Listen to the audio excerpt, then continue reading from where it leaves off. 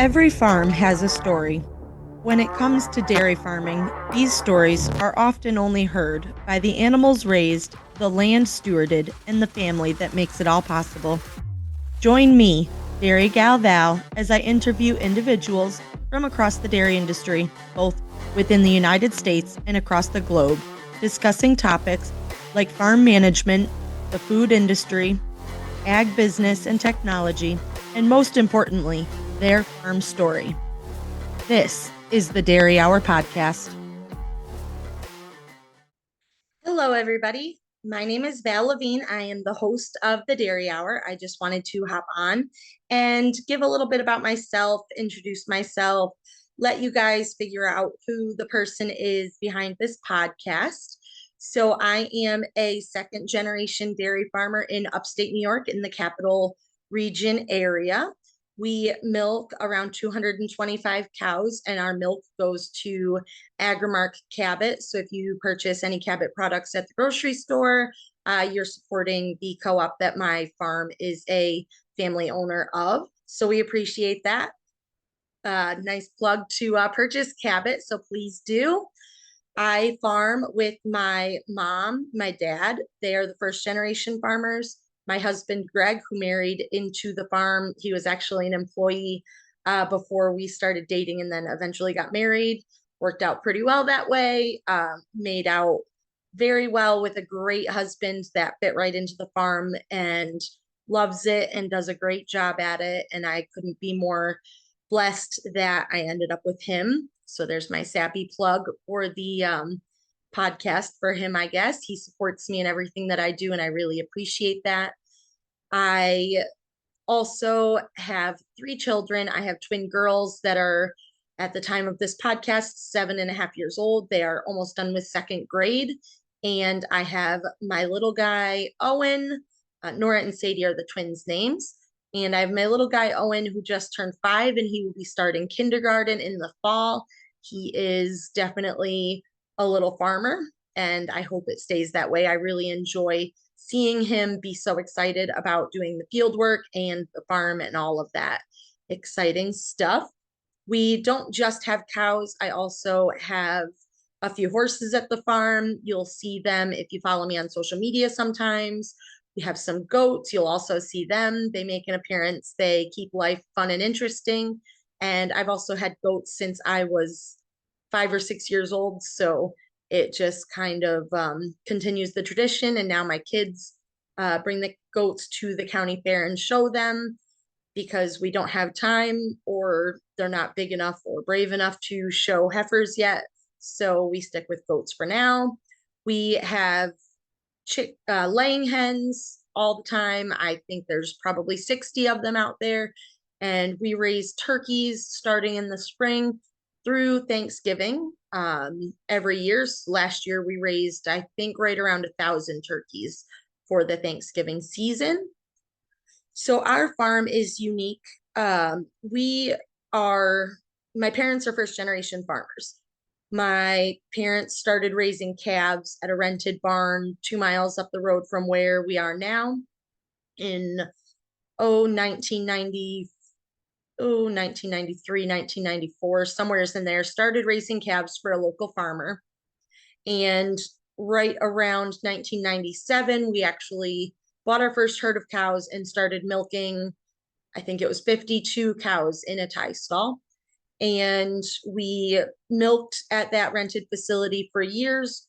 We decided that we wanted to expand, find a place of our own. We were lucky enough to get a farm to purchase that was a couple miles down the road that did have an old dairy barn sitting on it, but it needed a ton of work. So we worked on starting to purchase the farm. I believe it was 1999. And we were able to move into the house prior. So I would have been right around 11, 12 years old, right when this happened. And we started putting in the work on the farm, finding the barns. They were grown up. There was junk cars all over the place. And we just started working on cleaning it up, fixing it up, making it so it was usable again. It hadn't been farmed in close to 10 years. And needed a lot of work to be usable. So we were able to move there prior to moving the cows there. So we just had to commute to the rented farm for a little bit until our parlor was renovated and ready for cows. So we ended up putting in a double six parabone parlor. There was a double four herringbone, so the cows are completely tipped and you milk them from the side. And there was old grain feeders in there. We took out the grain feeders, put in old train rail, and were able to make it so that you could fit six cows, not quite vertical to milk, but tipped a little bit. So halfway between a parallel and a herringbone is a parabone. So we're able to milk six cows on each side in the parlor how we renovated it. And growing up, I always wanted to be a vet. I was fascinated by vet work, always pretending, playing vet on the calves. And I remember at the tie stall, I would have my pet calves and I would put halters on them and we would run up and down the barn alley together and I would set up obstacles and we would jump them. And it was really quite a childhood. I definitely wouldn't trade it for the world. Um, I remember it fondly, and all of my calves, and they were all named and they had special things that they each did. And it was really interesting. Right around 8 years old, I got my first show calf, and her name is Shorty, and she was a milking shorthorn. And we worked really hard. She actually came from a farm up in Malone, New York, which is way up near the Canadian border in New York State.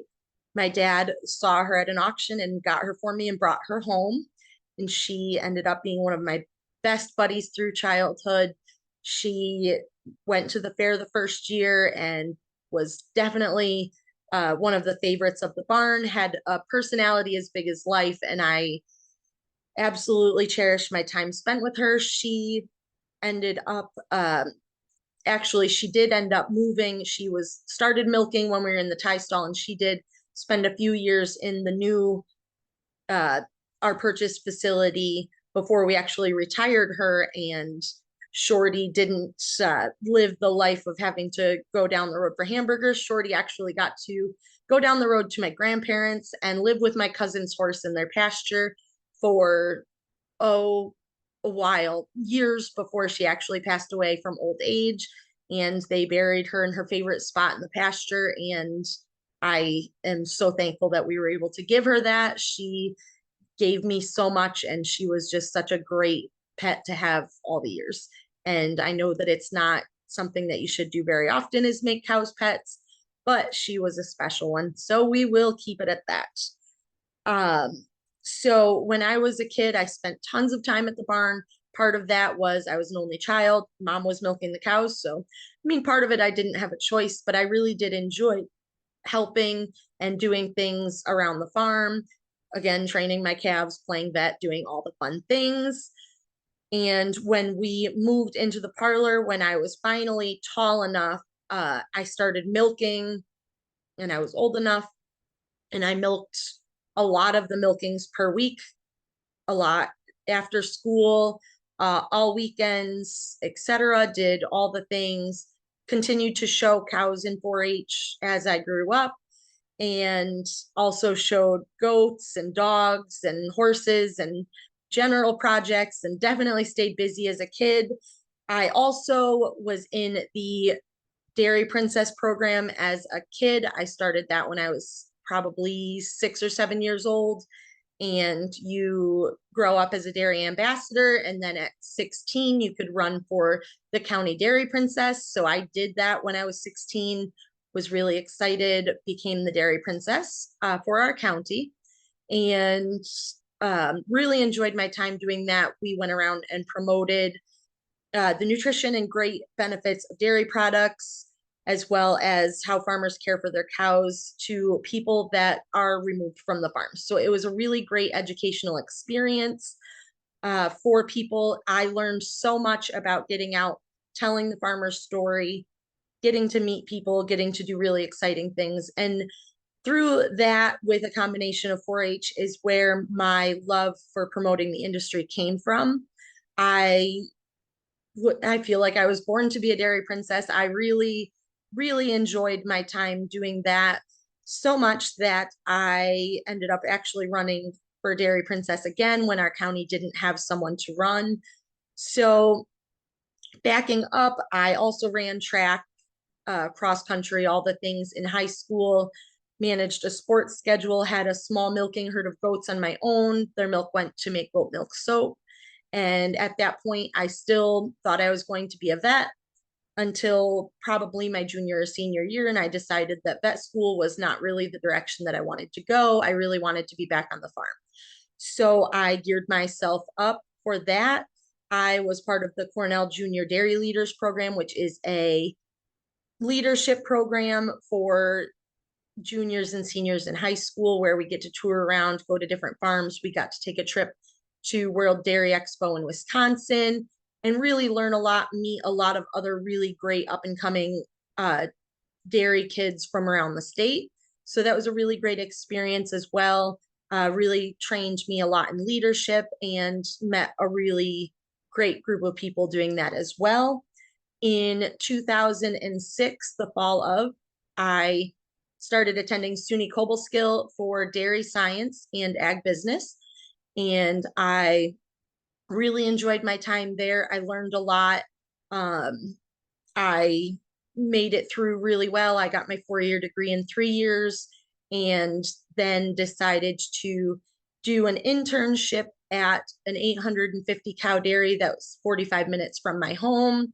One of my dad's rules growing up was that I was not allowed to come back to the home farm until I worked for somebody else first.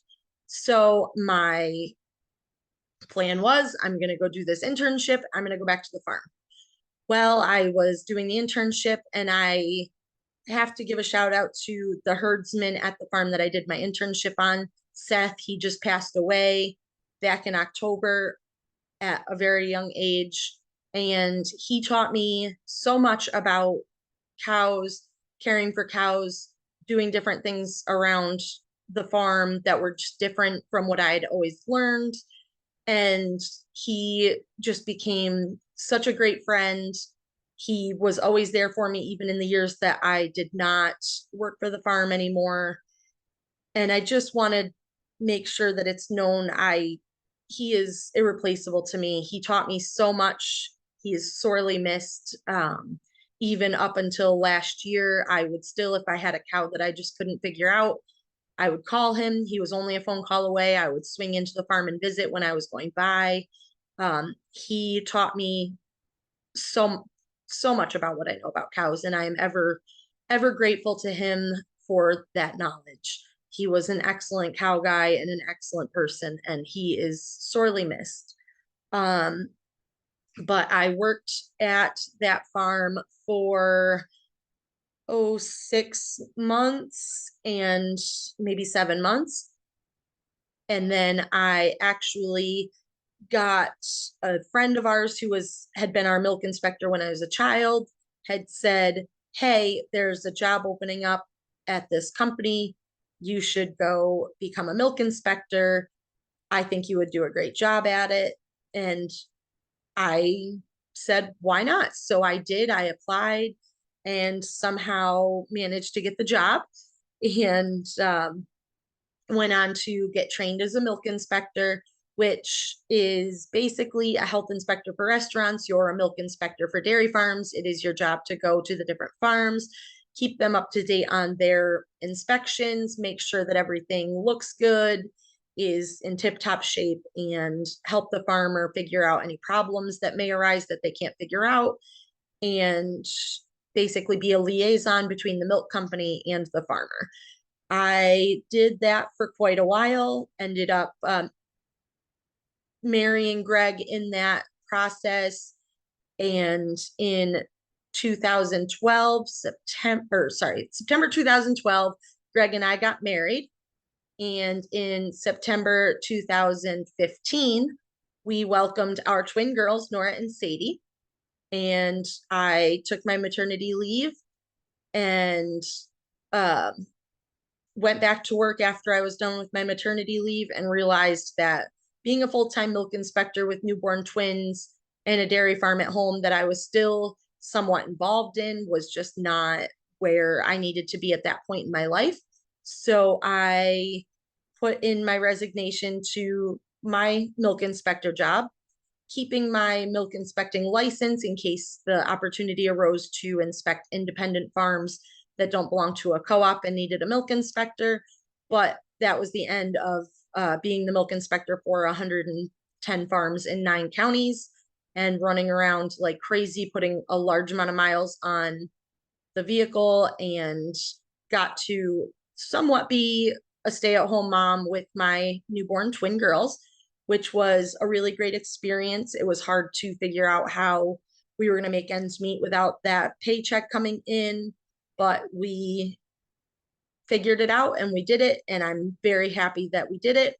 I then became more involved in the farm again. I had milked for the earlier part of my years being a milk inspector. I was still at home milking cows somewhat and still involved in the farm a little bit, but I took more of a role doing more of the financials and just random odd things that needed to be done, as well as, of course, being a mom. And we also, right in that time, or I guess right before the twins were born, my husband has always really liked to cook. My mom really likes to cook and bake. And they got together and said, hey, why don't we just get a food truck and do that in our spare time? Because farmers have so much spare time, apparently. So we actually bought a food truck and started doing small events called the Farmers Feed Bunk. And it quickly grew on me. I really liked to be a part of it. I obviously really enjoy being in the front, talking to the customers, helping keep things moving in the front end of the food truck. I can work all of the stations in the food truck, but I definitely prefer the window, as I apparently like to talk, as people tell me. And that kept growing, kept growing. I really enjoyed doing that part-time as well. We actually, in a few years later, ended up buying a second food truck. So now we have two. We cater weddings, do different events, do just food truck events, do different horse shows, cow shows, things like that, graduation parties. We really have a lot of fun doing it. And even if it does get pretty exhausting sometime, especially during the summer, which tends to be busy season for the farm and the food truck all at the same time, but we get by and I really, really enjoy it. In 2018, April 2018, I gave birth to our son, Owen. Greg told me that he was running far, far away if I had twin girls again. So thankfully we had a boy, and little Owen is quite the little farm boy. Right from the second he had a say in it, he has been in the tractors, in the chopper, in the mower. He is happy when he's doing field work. I worried about when he went to pre-K this past year, how he was going to make out when he figured out that they were doing field work without him. So thankfully he adjusted well and he really loves school and he is happy to be there, thankfully. I was quite concerned for a little bit about how that would go over. Oh, and I failed to mention, back when I was in college, I did run for County Dairy Princess again, because we did not have anyone to run and I wanted to have a crack at being a state princess again. So I ran for county princess, ended up as a New York State alternate dairy princess for the following year, got to travel around the state, do different bigger events, meet more people. Really, really enjoyed just being there, getting to promote the dairy industry. I absolutely loved every second of it. So that leads into how I ended up being where I am now. I started my social media, Dairy Gal Val, on October 12th, 2020. I finally made the jump that I wanted to do more. I wanted to be out there spreading the word about dairy farmers and how awesome they are, the things that they do to care for their cows, as well as how nutritious dairy products are for people. People are so far removed from farming these days that it's important that our voices be heard. And if you are a farmer, make sure that your voice is heard. It's so important to help make sure that people understand where their food comes from. And that is a huge thing that that is my soapbox and I will die on it. need to be out there promoting our industry. I also cannot sit still, so I am super involved in our co-op's Young Farmer program. It's called the Young Cooperators Program for Agrimark. I travel around with them. I take any opportunity that I can get to do different things, learn more, meet new people, get out there and see the different things that the industry has to offer. Through that program, I ended up being part of the National Young Farmer Program through National Milk Producers Federation. Last year, 2022, I was lucky enough to be named the chairperson for the National YC program. I got to go to Washington, D.C. a few times, traveled to Denver, Colorado, went to Madison, Wisconsin to the World Dairy Expo, and did a whole bunch of different things through that, met some really great people, and ended up with some invaluable experiences through that. And I have just been working on my Dairy Gal Val pages on Facebook, Instagram, TikTok, YouTube, and thinking to myself, well, there has to be some more. There's more that I can do. What do I want to do? Where do I want to go next? And so I bring you this podcast, and I am so excited to be able to share this podcast with you. I have loved my experience traveling around, meeting new farmers, meeting new people throughout the industry and all around the country. And I want to be able to share that with you guys in the form of sharing those farmers' stories and hopefully giving you guys a good listen. So welcome to the Dairy Hour, and I hope you enjoy the ride, as I know I will too. Thank you so much. Thank you so much for listening to today's podcast. Please be sure to subscribe to be notified of future episodes and leave a review. You can find me on most social media platforms at Dairy Gal Val or online at dairygalval.com. Thank you so much for coming to the Dairy Hour.